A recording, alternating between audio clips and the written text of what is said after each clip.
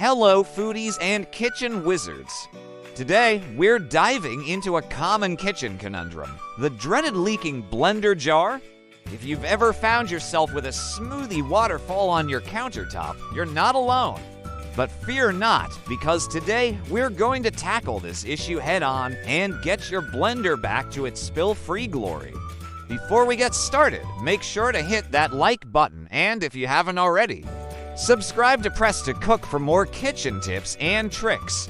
Let's get blending. Alright, let's first talk about why your blender jar might be leaking. There are a few usual suspects here: the gasket, the blade assembly, and the jar itself. The gasket is that rubber ring that sits between the blade assembly and the jar, creating a seal to prevent leaks. If it's worn out or damaged, it can cause leaks faster than you can say smoothie disaster. Now, the blade assembly could also be the culprit. If it's not screwed on tightly or has become loose over time, you'll be dealing with a messy situation. And lastly, the jar. Sometimes cracks or chips can form over time, especially if you've been blending like a pro.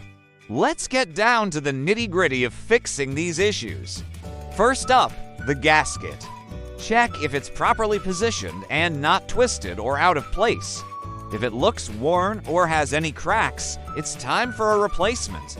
Gaskets are usually inexpensive and can be found at most kitchenware stores. Next, let's move on to the blade assembly. Make sure it's securely fastened to the jar. Grab that jar and give it a good twist to ensure everything's tightly screwed together. If you notice any damage or if it still feels loose, you might need to replace the whole assembly. And finally, let's talk about the jar itself. Inspect it for any cracks or chips that could be causing leaks. If you find any, unfortunately, it's time for a new jar.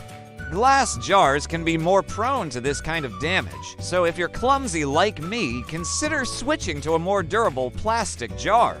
But hold on before you run out to buy replacements. Let's look at some quick-fix solutions. If your gasket is just slightly damaged, you might be able to seal it with a bit of food-safe silicone. And for those small, pesky cracks in the jar, a little super glue can sometimes do the trick as a temporary fix. Remember, these are just temporary solutions, so do plan on replacing them when you can. And there you have it. Your blender jar should be leak-free and ready for action. No more countertop waterfalls. Before I go, I'd love to hear from you. Have you ever had a blender disaster? Share your stories or any tips you might have in the comments below. And don't forget, if you found this video helpful, give it a thumbs up and subscribe to Press to Cook for more great kitchen tips. Until next time, keep blending and happy cooking.